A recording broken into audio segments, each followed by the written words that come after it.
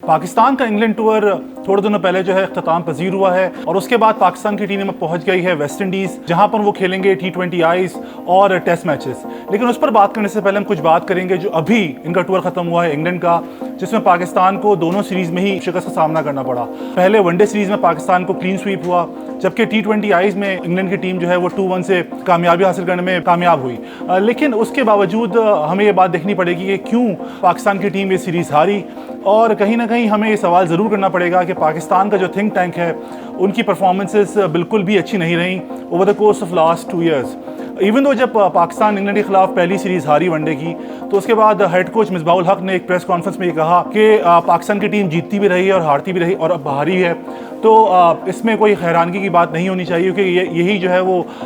खेल का हिस्सा होता है जिसमें कोई टीम जीतती है और कोई टीम हारती है। उनकी इस बात से इख्तलाफ नहीं किया जा सकता, लेकिन अगर आप पाकिस्तान की परफॉर्मेंसेस देखें over the course of last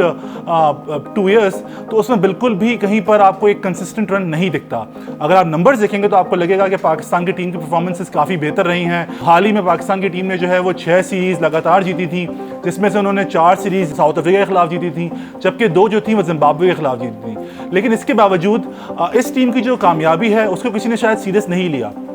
हम लोग क्योंकि बहुत साजिशों पे बिलीफ रखते हैं, तो सबसे आसान जवाब ये होगा कि हमारी टीम के खिलाफ जो है शायद कोई साजिश हो चुकी है, इसी वजह से इस कामयाबी को किसी ने कोई ख़ास घास नहीं डाली। लेकिन अगर आप रियलिटी पे जाएं तो आपको पता लगेगा कि दोनों टीम्स जिनको पाकिस्तान ने हराई थी 6 सीरीज़, वो काफ़ी वीक टीम्स थी। और उसी का एक नमूना हमें इस बार भी देखने को मिला जब पाकिस्तान की टीम का मुकाबला हुआ इंग्लैंड से, और इंग्लैंड की एक बी टीम जिसको 48 घंटे भी नहीं मिले थे प्रिपरेशन के लिए, उस टीम ने पाकिस्तान को क्लीन स्वीप किया। तो इस किस्म की परफॉर्मेंस के बाद कैसे कोई हेड कोच बैठकर ये बता सकता है कि हार जीत जो है वो खेल का हिस्सा है, और ऐसा तो होता ही है। तो कहीं ना कहीं उनकी जो है वो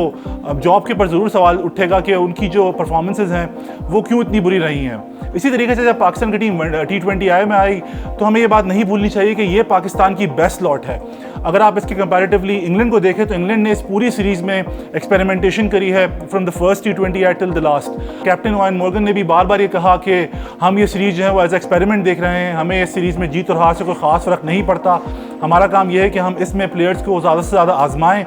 लेकिन इसके बावजूद उनकी ये टीम जो है वो पाकिस्तान को हराने में कामयाब हो गई। Over the course of last 10 years हम जब देखते हैं तो पाकिस्तान की टीम के 2-3 कुछ स्पेल्स रहे हैं जिसमें हम लोग बहुत अच्छे रहे हैं या बहुत बुरे रहे हैं। जब हेड कोच वक़ार यूनुस थे तो एक सवाल यही था कि पाकिस्तान की टीम कितनी बुरी है कि हम जो है वो बांग्लादेश से सीरीज़ हार गए थे अज़हर अली की कप्तानी में। उसके अलावा जो है वो 2015 का वर्ल्ड कप था, उसमें पाकिस्तान की टीम की परफॉर्मेंस बहुत ही बुरी रही थी।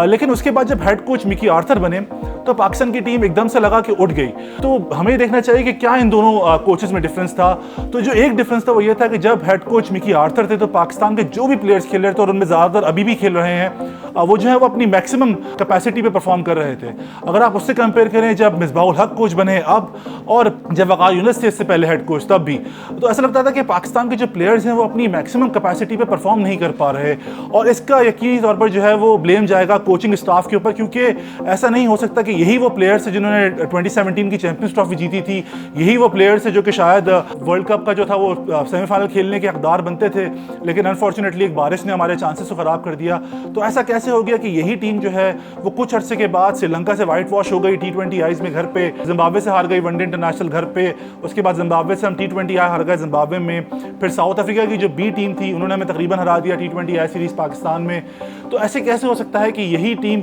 उस लेवल से एकदम से गिरकर यहाँ पर आ गई है। तो इसका यकीनी तौर पर जो सवाल है वो बनता है हमारे थिंक टैंक से, जिसको लीड कर रहे हैं मिसबाहुल हक। और जब पाकिस्तान की टीम ये 6ठी सीरीज़ जीती थी जिम्बाब्वे के खिलाफ, तो मैंने एक आर्टिकल किया था Sama.tv पर, आप उसको पढ़ भी सकते हैं। उस आर्टिकल का जो जुज़ था वो यही था कि मिसबा की कोचिंग के अंदर जो है वो पाकिस्तान की टीम जो है वो एक मीडियोक्रिटी की तरफ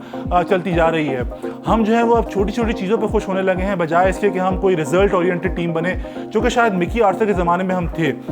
इनकी कोचिंग में जो है वो बार ये सेट हो गया है कि अगर पाकिस्तान ने 190 रन बना दिए इंग्लैंड के खिलाफ तो ये बहुत बड़ी कामयाबी है, रिजल्ट मैटर नहीं करता, और ये सबसे बड़ा प्रॉब्लम है। जब मिसबा कैप्टन थे तो उस वक्त ऐसा लगता था कि पाकिस्तान की जो वाइट बॉल टीम है उसमें सिर्फ एक प्लेयर का डिफाइंड रोल था, और वो था हेड कोच मिसबाहुल हक का। अगर आप फास्ट फॉरवर्ड करें उनकी कोचिंग में, तो उनकी कोचिंग में भी ऐसे लगता है कि पाकिस्तान की जो वाइट बॉल टीम्स हैं उसमें जो एक प्लेयर है उसका एक डिफाइंड रोल है, और वो है बाबर आजम जो कि कैप्टन है। उनका रोल ये है कि उनको पूरी इनिंग खेलनी है, जस्ट लाइक मिसबाहुल हक का जो रोल था when he was the captain. तो ये अगर हमें हमारी स्ट्रेटजी है तो यकीन माने कि हमारा कोई हाल नहीं है, क्योंकि अगर अब T20 वर्ल्ड कप होगा, पाकिस्तान की टीम जो है वो एक बहुत मुश्किल ग्रुप में है, और अगर हमारी यही परफॉर्मेंसेज रहीं तो कोई बात नहीं है कि पाकिस्तान जो है वो पहले ही राउंड से बाहर हो जाए।